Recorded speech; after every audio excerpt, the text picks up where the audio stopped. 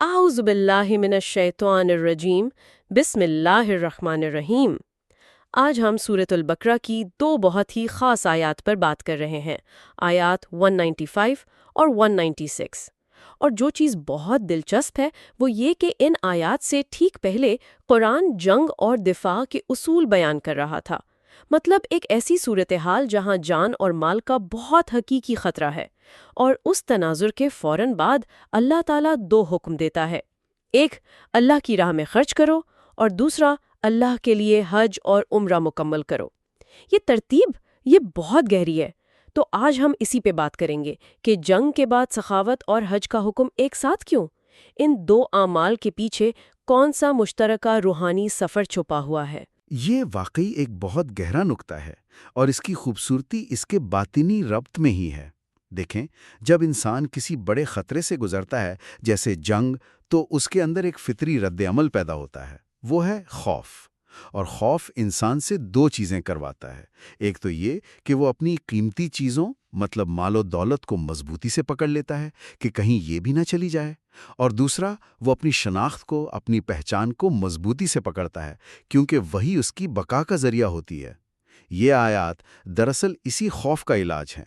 پہلا حکم ہے خرچ کرو، یعنی جس مال کو تم ڈر سے پکڑ رہے ہو اسے چھوڑو تاکہ تم اس کی قید سے آزاد ہو جاؤ، اور دوسرا حکم ہے سفر کرو، ہجرت کرو، مطلب جس شناخت کو تم نے اپنی پناہگاہ بنایا ہے اس سے باہر نکلو تاکہ تم اس کی قید سے بھی آزاد ہو جاؤ۔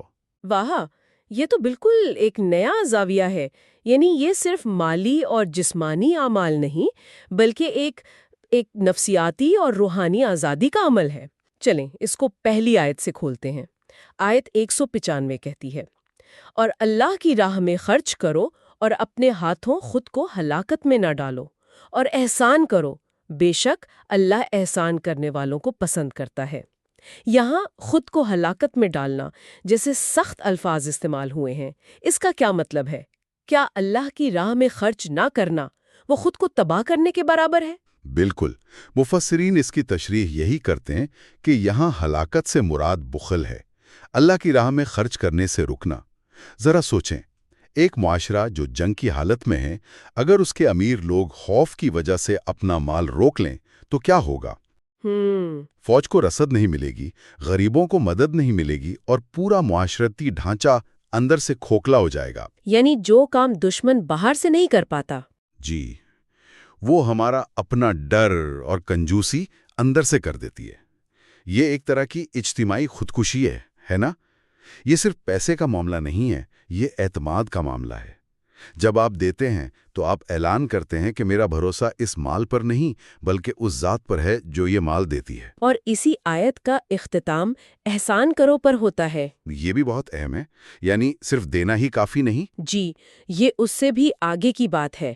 احسان کا مطلب ہے کسی کام کو خوبصورتی سے کرنا، کمال اور خلوص سے۔ یعنی جب دو تو اس طرح دو کہ اس میں کوئی حساب کتاب نہ ہو، کوئی احسان جتلانا نہ ہو، کوئی بدلے کی امید نہ ہو، بس اس احساس کے ساتھ دو کہ یہ سب اسی کا دیا ہوا ہے اور میں بس ایک ذریعہ ہوں۔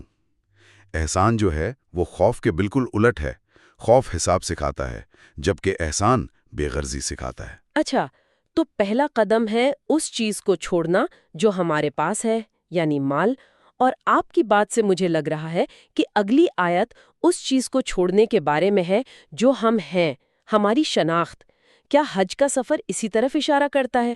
آپ نے بالکل صحیح پکڑا ہے۔ اس کے فوراً بعد آیت 196 آتی ہے، اور اللہ کے لیے حج اور عمرہ پورا کرو۔ ظاہری طور پر تو اس میں حج اور عمرے کے ارکان ہیں، راستے میں آنے والی رکاوٹوں کے احکامات، قربانی کی تفصیلات، لیکن اس کی روح وہی ہے جو آپ نے کہی۔ آیت کا آغاز دیکھیں، للہ، یعنی صرف اللہ کے لیے۔ یہ ایک چھوٹی سی شرط پورے عمل کی بنیاد بدل دیتی ہے۔ اس کا مطلب ہے کہ یہ سفر شہرت کے لیے نہیں، نہ سٹیٹس کے لیے، نہ حاجی صاحب کہلوانے کے لیے، یہ صرف اور صرف اللہ کے لیے ہے۔ لیکن آج کل تو ہم اکثر دیکھتے ہیں کہ حج ایک طرح کا سٹیٹس سمبل بن گیا ہے۔ لوگ دکھاوا کرتے ہیں، تصاویر لگاتے ہیں۔ یہ اس للہ کی روح کے بالکل خلاف نہیں ہے؟ بالکل خلاف ہے، اور یہی تو انسان کے نفس کا امتحان ہے۔ قرآن نے تو اپنا معیار بتا دیا، اب یہ انسان پر ہے کہ وہ اس پر پورا اترتا ہے یا نہیں۔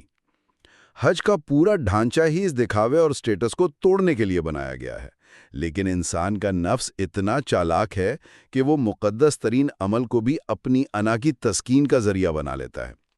اسی لیے آیت کا اختتام تقوی کے حکم پر ہوتا ہے کہ اللہ کا دھیان رکھو، یعنی ہر قدم پر اپنی نیت کو چیک کرتے رہو، کیونکہ یہ سفر باہر کا کم اور اندر کا زیادہ ہے۔ اگر تقوی نہیں تو یہ صرف ایک جسمانی مشقت بن کر رہ جاتا ہے۔ اور یہیں سے بات اس کے باطنی پہلو کی طرف جاتی ہے نا؟ صوفیہ کرام تو حج کو صرف مکہ کا سفر نہیں کہتے، بلکہ اپنی میں سے نکل کر تو کی طرف ایک روحانی ہجرت کہتے ہیں۔ یہ سفر کیسے ہوتا ہے؟ اس میں کیا کیا چھوڑنا پڑتا ہے؟ امام کشیری رحمۃ اللہ علیہ کا ایک بہت خوبصورت قول ہے۔ وہ فرماتے ہیں کہ حاجی ظاہری طور پر اپنا وطن چھوڑتا ہے تاکہ وہ باطنی طور پر اپنی خواہشات اور اپنی میں کو چھوڑ سکے۔ ہر روانگی موت کی ایک مشق ہے۔ ذرا اس عمل کا تصور کریں، انسان اپنا گھر، اپنا آرام دہ بستر، اپنا معمول سب کچھ چھوڑ دیتا ہے۔ پھر وہ میقات پر پہنچ کر اپنے سلے ہوئے کپڑے اتار دیتا ہے۔ یہ کپڑے صرف کپڑے نہیں ہیں، یہ ہماری شناخت ہیں، ہمارا اسٹیٹس ہیں۔ کوئی برانڈڈ کپڑے پہنتا ہے، کوئی خاص انداز کے۔ یہ سب اتار کر مرد احرام کے 2 بغیر سلے سفید کپڑوں میں آ جاتے ہیں۔ ایک منٹ، اس کا مطلب تو یہ ہوا کہ جس انا کو اپنے مہنگے لباس پر یا اپنے عہدے پر فخر تھا، وہ اچانک بالکل بے لباس ہو جاتی ہے۔ اس کے پاس چھپنے کے لیے کچھ نہیں بچتا۔ بالکل، یہی تو اس کا مقصد ہے۔ وہ ایک عظیم برابری کا منظر ہوتا ہے۔ بادشاہ اور فقیر، سی ای او اور مزدور سب ایک جیسے نظر آتے ہیں۔ کوئی امتیاز نہیں، کوئی بڑھتری نہیں۔ اور نفس، جس کی ساری خوراک ہی امتیاز اور دوسروں سے خود کو بہتر سمجھنے میں ہے، وہ وہاں بھوکا مرنے لگتا ہے۔ حج اس نفس کو زبردستی برابری کا یہ سبق سکھاتا ہے۔ اور پھر وہ کعبہ پہنچتا ہے، دنیا کی سب سے مقدس جگہ، لیکن عمارت اتنی سادہ، ایک سیاہ مکب۔ اس میں کیا حکمت ہے؟ کوئی عالیشان گنبد نہیں، کوئی سجاوٹ نہیں۔ ابن عربی رحمۃ اللہ علیہ اسے بہت خوبصورتی سے بیان کرتے ہیں۔ وہ کہتے ہیں کہ کعبہ اس غیبی مرکز کی زمینی علامت ہے جو نظر نہیں آتا۔ اس کی سادگی اور اس کا خالی پن ہی اس کی طاقت ہے۔ جب آپ ایک بالکل خالی سادہ کمرے میں داخل ہوتے ہیں تو آپ کی توجہ باہر سے ہٹ کر اپنے اندر کی طرف چلی جاتی ہے نا۔ کعبہ کی سادگی نفس کی تمام غیر ضروری چیزوں کو بے نقاب کر دیتی ہے۔ وہاں کھڑے ہو کر انسان کو اپنی حقیقت نظر آتی ہے کہ میں اس عظیم ذات کے سامنے کتنا چھوٹا اور خالی ہوں۔ اور طواف، اس کے گرد چکر لگانے کا کیا مطلب ہے؟ طواف کائنات کی حرکت کی ایک شعوری عبادت ہے۔ ہر آٹم اپنی نیوکلیس کے گرد گھوم رہا ہے، ہر سیارہ اپنے سورج کے گرد، پوری کائنات ہر لمحہ اپنے خالق کا طواف کر رہی ہے۔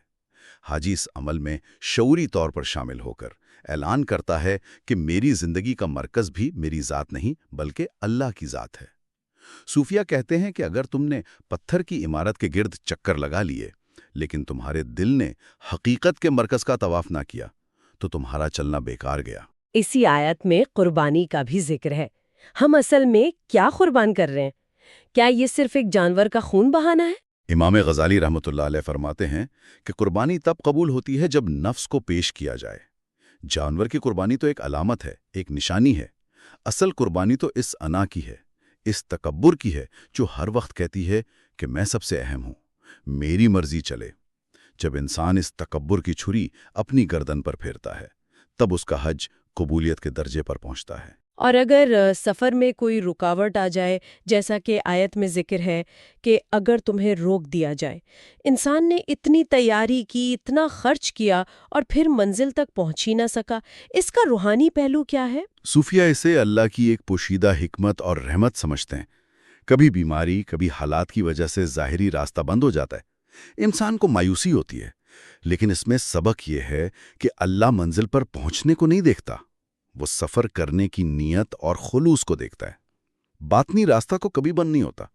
اس صورت میں قرآن کہتا ہے کہ جہاں روکے گئے ہو وہیں قربانی پیش کرو، یا روزہ رکھو، یا صدقہ دو۔ یعنی اگر تم جسمانی طور پر وہاں نہیں پہنچ سکے تو روحانی طور پر اپنا تعلق قائم رکھو۔ اچھا، اس سے یہ سمجھ آتا ہے کہ اصل سفر جغرافیائی نہیں بلکہ اندرونی ہے۔ اگر دل نے ہجرت کر لی تو منزل مل ہی گئی۔ تو اگر ہم ان دونوں آیات کو ملا کر دیکھیں تو پوری تصویر یہ بنتی ہے: پہلی آیت کہتی ہے کہ اپنے ہاتھ کی گرفت ڈھیلی کرو، مال کو جانے دو۔ دوسری آیت کہتی ہے کہ اپنی ذات کی گرفت ڈھیلی کرو، اپنی شناخت کو جانے دو۔ ایک عمل ہاتھ کو خالی کرتا ہے، دوسرا خودی کو۔ دونوں ہی اس وہم کو توڑتے ہیں کہ سب کچھ میرا ہے اور میرے کنٹرول میں ہے۔ بالکل درست۔ مولانا رومی رحمۃ اللہ علیہ کا ایک شعر ہے، تم قید میں کیوں لیتے ہو جب دروازہ اتنا چوڑا کھلا ہے؟ خرچ کرنا اور حج کرنا، یہ دونوں اس خود ساختہ جیل کے دروازے سے باہر نکلنے کا نام ہے۔ اور دلچسپ بات یہ ہے کہ جدید نفسیات بھی اس روحانی تصور کی تصدیق کرتی ہے۔ ماہر نفسیات کہتے ہیں کہ حج جیسے گہرے روحانی سفر انسان کی شناخت کو ریسیٹ کر دیتے ہیں۔ شناخت کو ریسیٹ؟ جی، جب آپ کی سماجی حیثیت، آپ کے کپڑے، آپ کا معمول، سب کچھ عارضی طور پر آپ سے چھین لیا جاتا ہے اور آپ کو جسمانی مشقت سے گزارا جاتا ہے، تو یہ چیزیں آپ کو اپنی بنائی ہوئی کہانی سے باہر نکال دیتی ہیں۔ آپ خود سے یہ سوال پوچھنے پر مجبور ہو جاتے ہیں کہ ان تمام شناختوں کے بغیر میں کون ہوں؟ میری اصل حقیقت کیا ہے؟ قرآن 1400 سال پہلے یہی نفسیاتی اصول بتا رہا تھا۔ یہ واقعی کچھ ایسے سوالات ہیں جن پر ہم سب کو غور کرنا چاہیے۔ ہمارا حقیقی روحانی سفر شروع کرنے کے لیے ہمیں کیا چھوڑنا پڑے گا؟ وہ کون سی شناخت ہے جو ہم سے چمٹی ہوئی ہے، جسے ہم جانے نہیں دینا چاہتے؟ کیا ہم بغیر کسی بدلے کی امید کے دے سکتے ہیں؟ اور اگر کوئی جسمانی طور پر مکہ نہیں جا سکتا، تو کیا وہ اپنے گھر میں رہتے ہوئے انا سے عاجزی کی طرف، بخل سے سخاوت کی طرف اور خود غرضی سے اللہ کی طرف ہجرت کر سکتا ہے؟ اللہ کا گھر تو ہر جگہ ہے، دعوت ہمیشہ باقی ہے۔ اے بیت اللہ کے رب، ہم سے وہ سب کچھ چھین لے جو تو نہیں، ہمارے خرچ کو بھروسہ بنا دے اور ہمارے سفر کو تیری طرف واپسی۔ آمین آمین۔ حج کا سفر شروع ہو چکا ہے، لیکن یہ سفر صرف جگہ کی تبدیلی کا نام نہیں، یہ وقت کی تبدیلی کا بھی نام ہے۔ اگلی نشست میں ہم اسی سفر کو آگے بڑھاتے ہوئے مقدس مہینوں، روحانی وقت اور گفتگو کے نظم و ضبط پر بات کریں گے، جس کا ذکر سورۃ البقرہ کی آیات 197 سے 203 میں ہے۔ کیونکہ گھر چھوڑنے کے بعد مسافر کو مقدس وقت میں رہنا سیکھنا ہوتا ہے، تاکہ وہ لڑائی جھگڑے اور بیہودہ باتوں سے اپنے اس قیمتی وقت کو خراب نہ کر دے۔ سفر ابھی جاری ہے۔ یہ مواد میر علی شاہ کی طرف سے شکر گزاری کے ساتھ مرتب کیا گیا ہے، جو ایک سالک ہیں اور قرآن کی حکمت کے ساتھ زندگی کے ذریعے اپنے خیالات کا اشتراک کر رہے ہیں۔ مصنوعی ذہانت کی وجہ سے ہونے والی کسی بھی تلفظ کی غلطی یا خامی کے لیے ہم معافی کے طلبگار ہیں اور اللہ سے اس کی قبولیت کی دعا کرتے ہیں۔